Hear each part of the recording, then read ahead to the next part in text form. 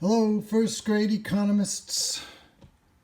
To get us started today in our study of social studies and economics, where we are focusing on the concept of buyers and sellers. And to get us into that topic, I'm going to read one of the great picture books of all time. You can tell it's got this medal on it. It's called the Caldecott Honor Book, which means it's one of the very best picture books written for kids in the year that it was written. And the story is called A Chair for My Mother by Vera B. Williams. Title page. In the memory of my mother, Rebecca Porringer Baker. Both of the title, A Chair for My Mother, and the dedication are appropriate, especially since yesterday, or 2 days ago, I guess, was Mother's Day. The Blue Tile Diner. Not dinner. E gives part of the I, diner. My mother works as a waitress at the Blue Tile Diner. After school sometimes, I go to meet her there. Then her boss, Josephine, gives me a job too. I wash the salts and peppers and I fill up the ketchups. One time, I peeled all the onions for the onion soup. When I finish, Josephine says, "Good work, honey," and pays me. And every time, I put half of my money into the jar. So, is the girl or her mom, are they volunteers? No, they are workers, and they are selling the service of, well, you could say they're selling the service of entertainment, because going out to eat is entertaining. You could say they're selling the service of service, because waitresses provide service, table service to the people who are eating. You could say that they're providing a good because they are also helping to give food to their customers. So a little bit of good, a little bit of service. Either way, they're selling their work and trading it or in exchange for money. And the girl who's telling the story gives half of her money that she earns goes into the jar. What jar? Let's find out. There is the jar. It takes a long time to fill a jar this big. Every day when my mother comes home from work, I take down the jar. My mama empties all of her change from tips out of her purse for me to count. Then we push all the coins into the jar. You know what tips are? I don't know if you know this, but when you go to a restaurant, the waiters and waitresses who work at restaurants do not get paid very much money usually. And so it is customary and expected that when you go to a restaurant and pay the money for the food that you order, you also add on 15 to 20% usually of the bill you add on as a tip. So if your bill is $10, if it costs you $10 for food at a restaurant, you would add on another $2 to go to the waiter or waitress. And that $2 is a tip. So her mama brings home tips and puts the coins from the tips in this jar. Sometimes my mama is laughing when she comes home from work. Sometimes she's so tired she falls asleep while I count the money out into piles. Some days she has lots of tips. Some days she has only a little. Then she looks worried. But each evening, every single shiny coin goes into the jar.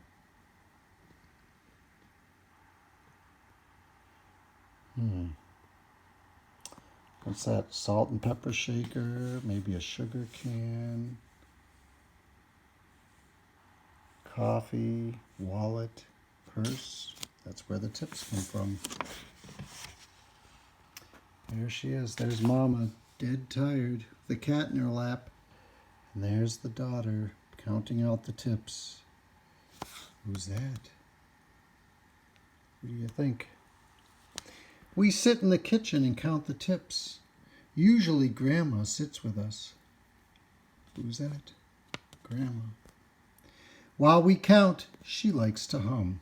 Often she has money in her old leather wallet for us. Whenever she gets a good bargain on tomatoes or bananas or something else she buys, she puts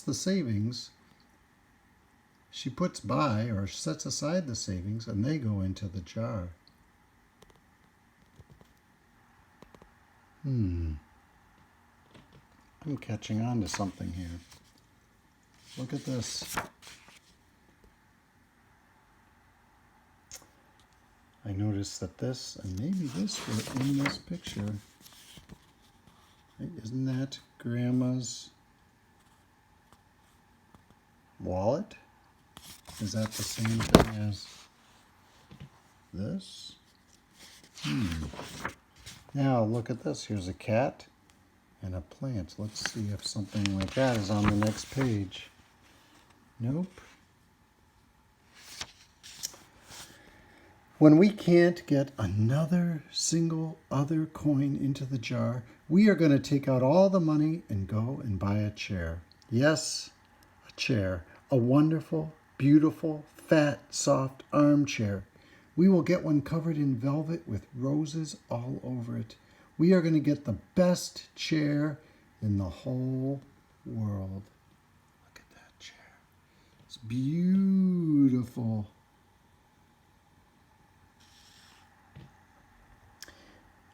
That is because our old chairs burned up. There was a big fire in our other house. All our chairs burned, and so did our sofa, and so did everything else. That wasn't such a long time ago.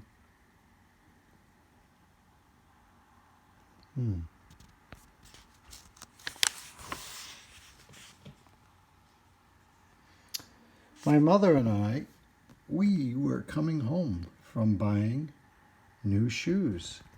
I had new sandals. She had new pumps. We were walking to our house from the bus. We were looking at everyone's tulips.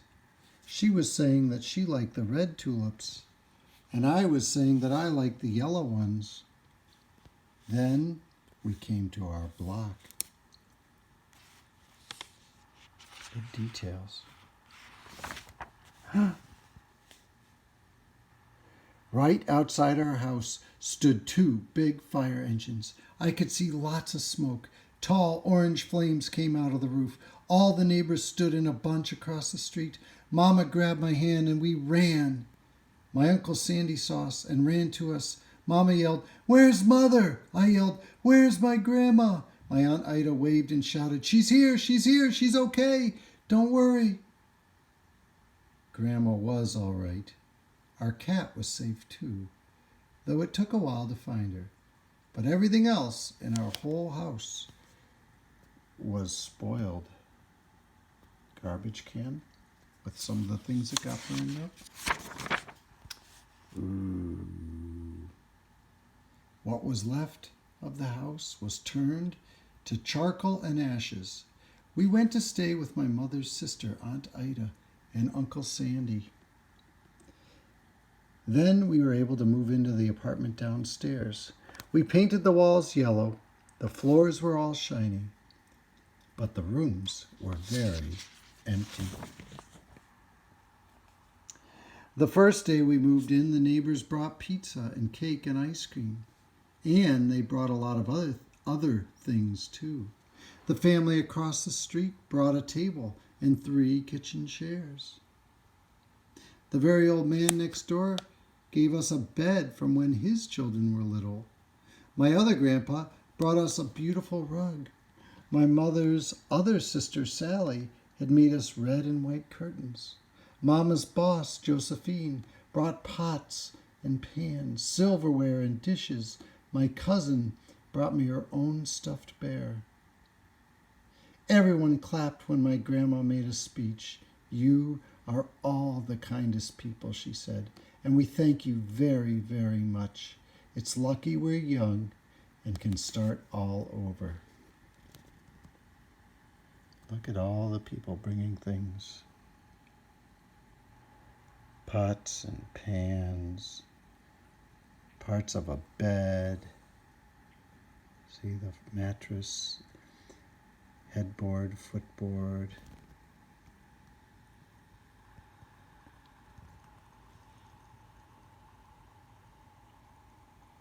Chairs, tables. That's what people do. Look. It's full. Which coin is this?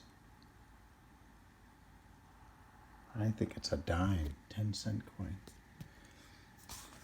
That was last year, but we still have no sofa and no big chairs.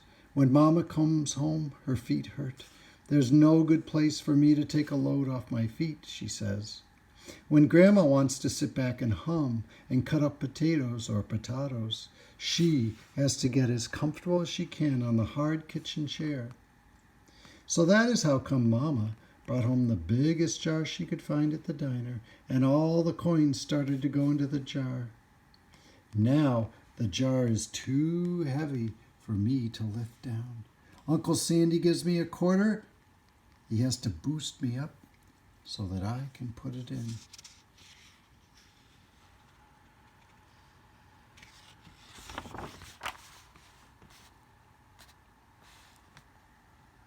After supper, Mama and Grandma and I stood in front of the jar. Well, I never would have believed it, but I guess it's full, Mama said.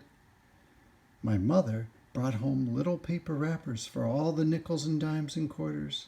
I counted them all out and wrapped them all up. On my mother's day off, we took all the coins to the bank. The bank exchanged them for $10 bills. Then we took the bus downtown to shop for our chair. A bank is a business that helps people take care of their money and keep it safe.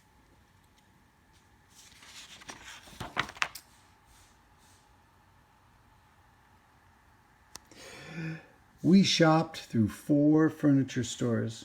We tried out big chairs and smaller chairs, high chairs and low chairs, soft chairs and harder ones.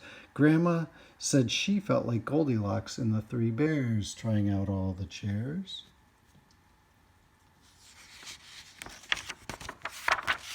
Finally, we found the chair we were all dreaming of.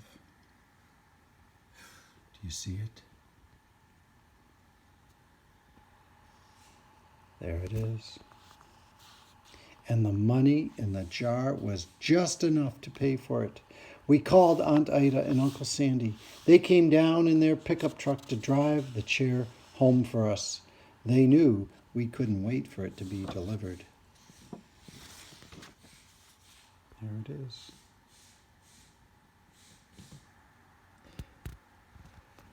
I tried out our chair in the back of the truck.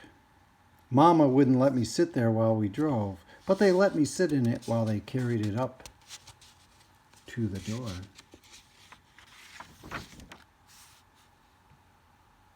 We set the chair right beside the window with the red and white curtains.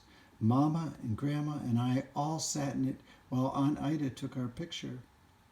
Now Grandma sits in it and talks with people going by in the daytime. She sits down and watches the news on TV when she comes home from her job. After supper, I sit with her, and she can reach right up and turn out the light if I fall asleep in her lap.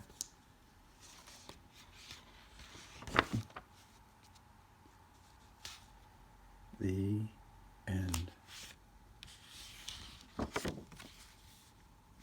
So, in this story, we wanted to read it to talk about and to think about buyers and sellers.